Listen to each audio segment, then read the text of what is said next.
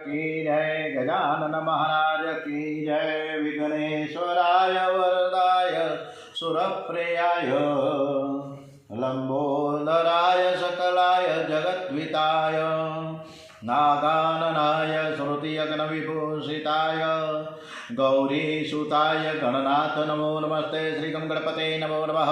श्री हनुमान जी महाराज की जय। श्री हनुमंते नमो नमः। श्री रामचंद्र भगवान की जय। ओम श्री गायत्री मात की जय। श्री सोमनाथ महादेव की जय। ओम श्री भारत माता की जय। वंदे वेद मातरम। ओम श्री भागवत भगवान जी महाराज की जय। ओम नमो भगवते वासुदेवाय। सौनु करो कल्याण हे दयाळु प्रभु, सौनु करो कल्याण। नर नारी पशु पक्षीनी साथे जीव जंतुनु तमाम सौनु करो कल्याण। ओम आज 13મી તારીખ છે ડિસેમ્બર, 13મી ડિસેમ્બર અને આજે મંગળવાર છે। પોષ વદ દસમ છે। આવતીકાલે 11 છે મકર સંક્રાંતિ, એટલે કાલે 11 અને કાલે મકર સંક્રાંતિ। કાલે દાન ધર્મ કરવાનો ઉત્તમમાં ઉત્તમ દિવસ છે। ओम श्री द्वारिकाधीश की जय। रणछोड़राय जी महाराज की जय। डोंगरे जी महाराज की जय। श्री सुखदेव जी महाराज की जय। श्री कृष्ण भगवान गोपीओं ने वारंवार कहे छे के तमे बधुं ज मने मारी सामे दलील करो छे बधी बराबर, छतां मारी एक ज इच्छा छे के तमे घरे जाओ, तमारा पतिमां माया रहित परमात्मानी भावना करो। मनुष्य पत्थरनी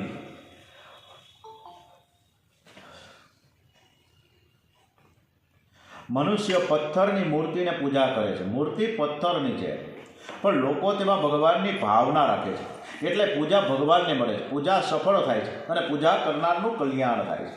तमारा पति गमे तेवा हशे पण ते चेतन छे। जळमां चेतननी भावना राखी पूजा करे तो ते पूजा सफल थाय छे। तो पछी चेतन पतिमां परमात्मानी भावना केम तमे नथी राखता? गोपी कहे छे के आ पतिमां परमात्मानी भावना राखवानुं कहो छो पण भावना तो वियोगमां थाय छे, भावना संयोग में थती नहीं। परमात्मा प्रत्यक्ष दर्शन थया बाद कोई पत्थरनी मूर्तिनी पूजा नहीं करता। जेने दर्शन थया नहीं तेवी भावना राखे छे कि आज भगवान छे। ज्यारे तमारा दर्शन अमने थया न हता त्यारे अमे बधामां तमारी ज भावना करता था। हवे तमारा दर्शन ज थई गया पछी तमने छोड़ीने भावना सिद्ध करवा क्यां जायशुं? तमे साध्य छो, धर्म तो साधन छे। अमे स्वधर्मनुं पालन कर्युं तेथी तो तमारो साक्षात्कार थयो छे। श्री कृष्ण कहे मारा संयोग करता मारा वियोग में अनेक गणों सुख मळे छे। वियोग में ज मारुं बराबर ध्यान थाय छे। वियोग में प्रेम पुष्ट बने छे। वियोग में गुण देखाय छे, संयोग में दोष देखाय छे। जो तमारो प्रेम शुद्ध हशे तो तमे मारुं ध्यान करता करता पोताना स्वरूपने पामी शकशो अने मारा पोताना तमारा पोतानी अंदर मारा स्वरूपने पामी शकशो। तमे तमारा पतिने छोड़ीने आव्या ते योग्य कर्युं नथी, माटे तमे घेर जईने तमारी पतिनी सेवा करो। गोपीओ के आप कहो तो अमे घेर जवा तैयार छीए, परंतु लौकिक पतिनी सेवा करवा माटे मननी तो जरूर पड़े ने। अरे मैं तो अरे ये मन छे ने आपे तो चोरी लीधुं छे, तो अमारुं मन पाछुं आपो। तो घेर जईने अमे अमारा तमारा कह्या मुजब अमारा लौकिक पतिनी सेवा करीए। हवे गोपीए बरोबर कृष्ण भगवान ने आटी माने कि अमारू मन छे तमारी पासे, तमे अमारू मन पाछुं आपो ने तो अमे घरे जईए। अने आ माटे खूब सरस मजानुं डोंगरेजी महाराजे एक दृष्टांत आप्युं छे कि एक ब्राह्मण छे ई 6 મહિના सुधी वरुणदेव समुद्रदेवनी पूजा करीने तेमने प्रसन्न करे छे। समुद्रदेव ते ब्राह्मणने कंईक मांगवा कहे छे। त्यारे ब्राह्मण कहे कि मैं घेरथी जे जळ लावीने तमने अर्पण कर्युं ये जळ मने पाछुं आपो। वरुणदेव कहे ये तो मारामां मळी गयुं छे, हूँ तमने पाछुं केम आपी शकું? समुद्र जेम ते जळ अलग करी शकतो नथी तेम परमात्मामां मळी गयेला मारा मनने परमात्मा पण अलग करी शकता नथी। गोपी कहे छे के तो मन वगर केवी रीते पाछुं जवुं?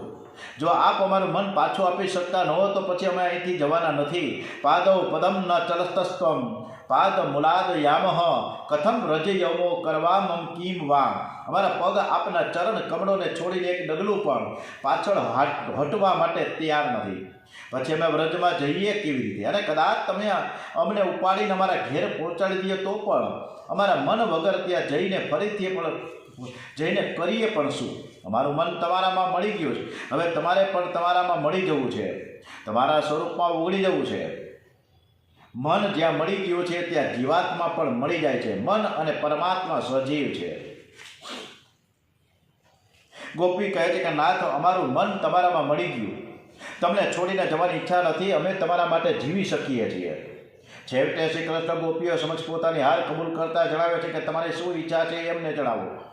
ત્યારે ગોપીઓ કહે છે કે હે નાથ, અમને બીજી કોઈ ઈચ્છા નથી, ફક્ત તમારા અધરામૃતનું દાન કરો કે ફરીથી તમારો વિયોગ ન થાય. અમને નિત્ય સંયોગનું દાન કરો.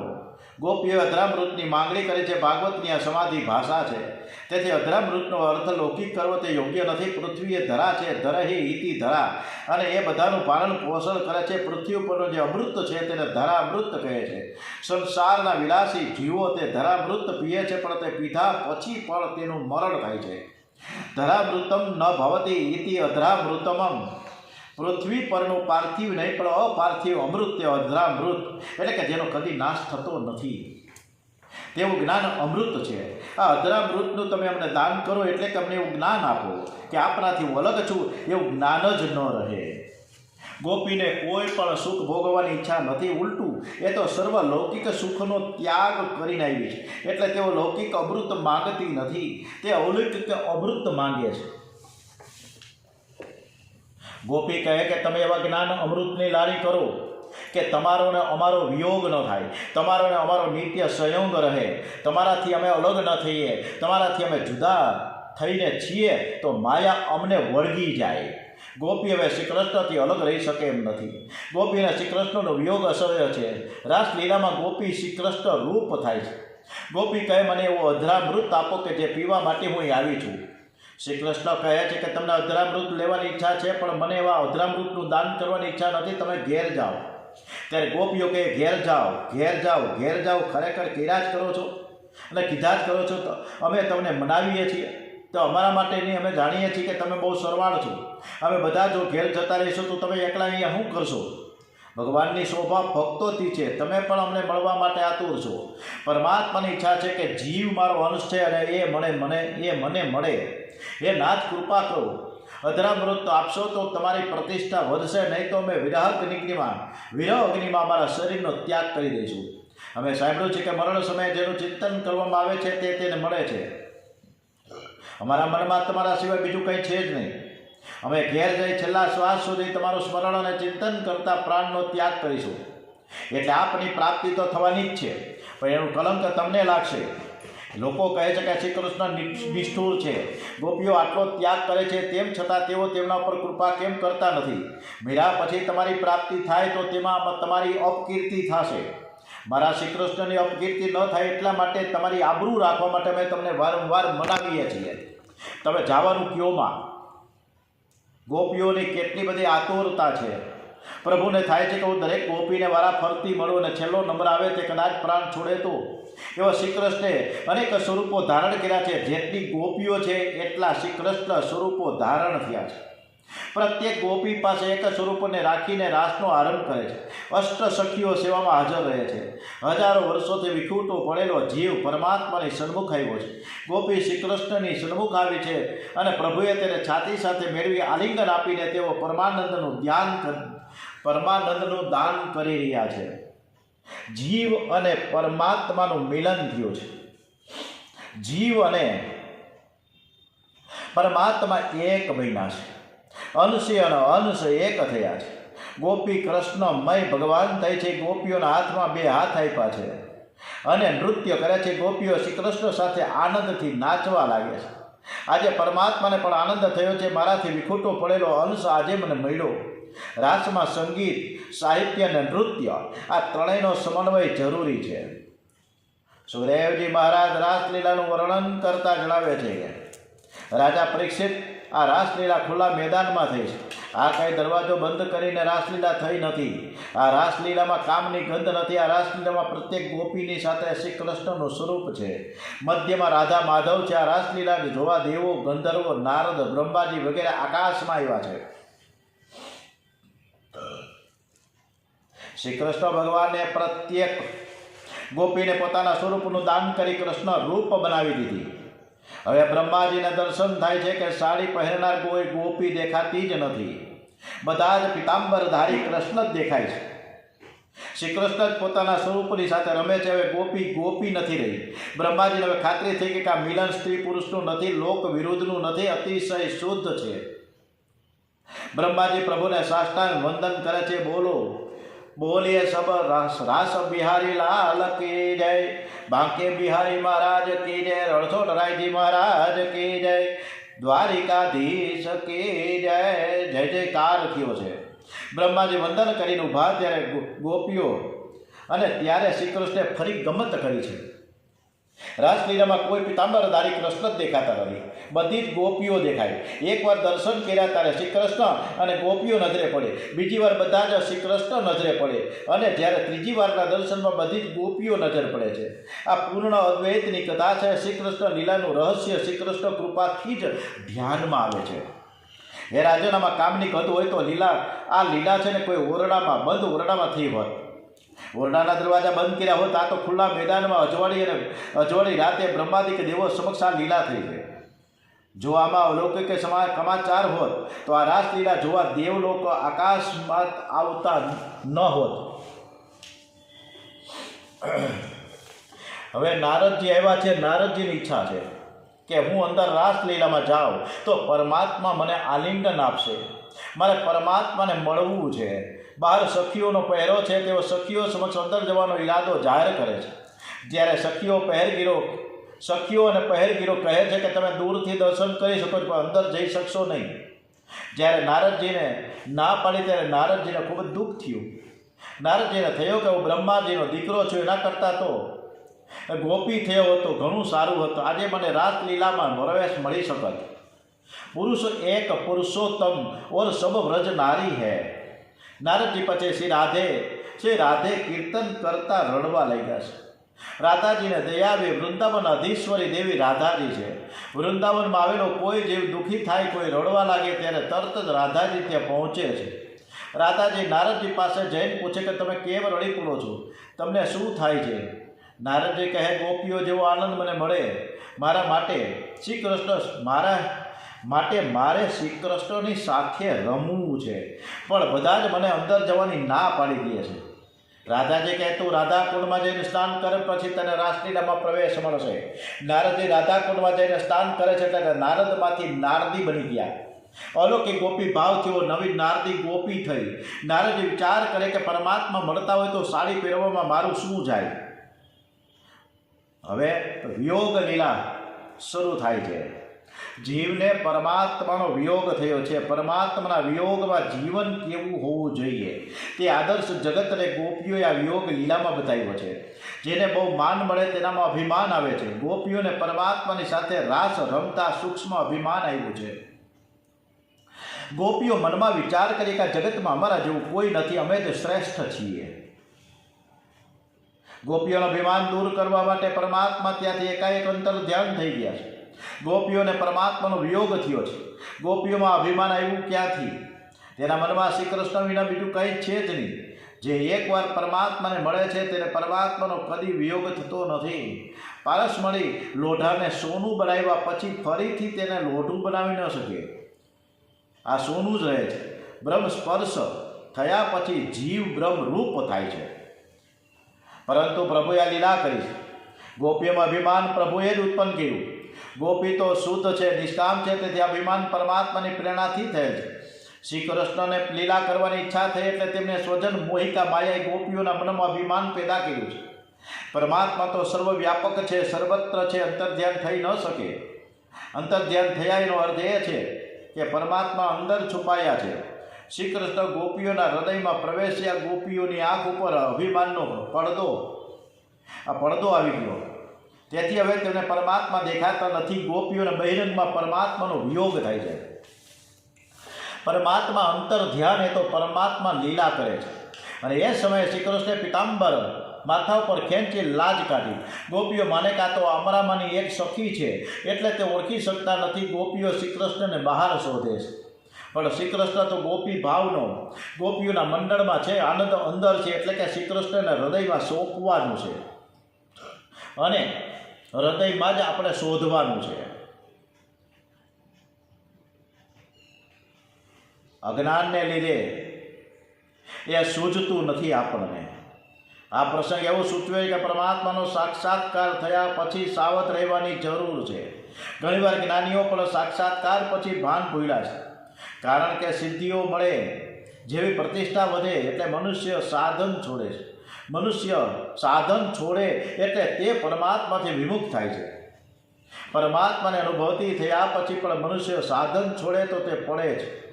માટે સાધનને છોડવું નહીં. આ માટે આપણે પુલકિત મહારાજનું એક દ્રષ્ટાંત અંગ્રેજી મહારાજે સરસ મજાનું કર્યું છે. પુંડલિકના માતા પિતા કુષ્ઠ રોગથી પીડાતા હતા, છતાં પુંડલિક તેની પ્રેમથી સેવા કરી રહ્યો છે. કોઈ વાર માતા પિતા ગુસ્સો કરે છે તો પણ પુંડલિક નમ્રતાથી સેવા કરે છે. એક દિવસ દ્વારિકાનાથ પુંડલિકની ઝૂંપડી બહાર આવ્યા છે અને બૂમ પાડે કે પુંડલિક, હું તને દર્શન આપવા આવ્યો છું. તારી માતા પિતાને સેવાથી હું તારા ઉપર પ્રસન્ન થયો છું. ત્યારે પુંડલિક દ્વારિકાનાથને મળવા માટે બહાર દોડી જવાને બદલે ત્યાં અંદર રહીને ભગવાનને કહે છે કે હે દ્વારિકાનાથ, હું મારા માતા પિતાની સેવામાં રોકાયેલો છું અને મારી ઝૂંપડીમાં જગ્યા નથી, તેથી આ બહાર ઉભા રહો. મારા માતા પિતાની સેવાથી હું પરવારીને હું બહાર આવીશ. પુંડલિક વિચાર કરે કે મને ભગવાન મળ્યા તે માતા પિતાની સેવાથી જ મળ્યા છે, એટલે શ્રેષ્ઠ કોણ, માતા પિતા કે ભગવાન? એટલે તરત જ નિર્ણય લીધો કે હું માતા પિતાની સેવા પૂરા કરીને જ ભગવાનને પાસે જઈશ. પુંડલિકનું કહેવું છે કે સાધન હાથમાં છે તો સાધન ક્યાં જવાનું છે? માટે સુખ સંપત્તિ મળે તો પણ ભગવાનનું ભજન છોડશો નહીં. ભક્ત ભગવાનને કહી શકે છે કે આપ બહાર ઉભા રહો. ગોપીઓનું મન શ્રી કૃષ્ણમાં છે, વૃત્તિ કૃષ્ણાકાર હોવાથી અંતરંગમાં સંયોગ છે પણ બહિરંગમાં વિયોગ છે. વિયોગ એટલે વિશિષ્ટ યોગ. ગોપીઓ એક એક વસ્તુમાં શ્રી કૃષ્ણને શોધે છે. ગોપીઓ શ્રી કૃષ્ણને શોધવા નીકળે છે. લાલી દેખન મય ગઈ, મય ભી હો ગઈ લાલ. આ ધ્યાનની એક પરાકાષ્ઠા છે. ધ્યાનનું ફળ છે.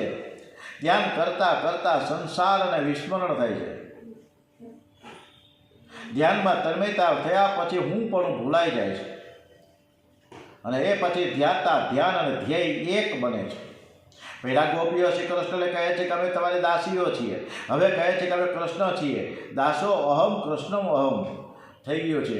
આ વિરહનો અવતાર છે. ધ્યાનમાં તન્મયતા થઈ એટલે ગોપીઓને સર્વમાં શ્રી કૃષ્ણ શ્રી કૃષ્ણ શ્રી કૃષ્ણ દેખાય છે. દરેક દેવોએ પશુઓને પોતાના વાહન કેમ બનાવ્યા છે? મનુષ્ય અને પશુ પક્ષીમાં પણ ઈશ્વર ભાવના થાય. પશુ પક્ષીમાં પણ ઈશ્વર ભાવના કરવાની સમજ પડે એટલા માટે બનાવ્યા છે. સર્વમાં ઈશ્વરની ભાવના કરે તે પોતે ઈશ્વરીય બને. માટે દરેકમાં ઈશ્વરની ભાવના કરવી. ગોપીઓના મુખ ઉપર હવે શ્રી કૃષ્ણના જેવું તેજ છે. જીવ જેવું સતત ધ્યાન કરે છે તેની આકૃતિ તેના ઉપર મુખ ઉપર ચડી જાય. ગોપી શ્રી કૃષ્ણને બની ગઈ છે. ચિત્તથી, મનથી, શરીરથી, રોમે રોમથી ગોપીઓ ભગવત ભક્ત બની ગઈ છે. રાધા અને કૃષ્ણ એક જ છે. રાધા કૃષ્ણથી અભિન્ન છે. જેમ સૂર્ય અને સૂર્યની પ્રભા એક જ છે એમ રાધા અને કૃષ્ણથી ભિન્ન થાય જ નહીં. પણ આ તો પ્રભુની લીલા છે. ગોપીઓથી અંતર ધ્યાન થતી વખતે શ્રી કૃષ્ણે રાધાજીને સાથે લીધા. રાધાજી શ્રી કૃષ્ણ કહે કે હું થાકી ગઈ છું, તમને મારી ગરજ હોય તો તમે મને ખંભે બેસાડીને લઈ જાઓ. આથી શ્રી કૃષ્ણ રાધાજીને ખંભે બેસાડીને લઈ ગયા. ત્યાં શ્રી કૃષ્ણ અંતર ધ્યાન થતાં રાધાજી નાવની ઝાડની ડાળી ઉપર લટકી ગયા. ભાગવતમાં લખ્યું છે કે રાધાજીને અભિમાન થયું છે, પણ રાધાજીને અભિમાન ક્યાંથી થાય? આ તો એક માત્ર લીલા છે. જીવને અભિમાન આવે એટલે જીવ કેવી રીતે લટકે? મનુષ્યનો શત્રુ અભિમાન છે. અભિમાનના કારણે જીવ દુઃખી થાય છે. અભિમાનથી દૈન્ય આવું કઠણ છે. મનુષ્ય જ્યારે અભિમાનમાં રહે છે ત્યારે જો કર્કશ શબ્દ બોલે તો તેની અસર મન ઉપર થાય છે. પરમાત્માના ચરણમાં સતત રહો જેથી અભિમાનની હલોક ખાડી શકાય.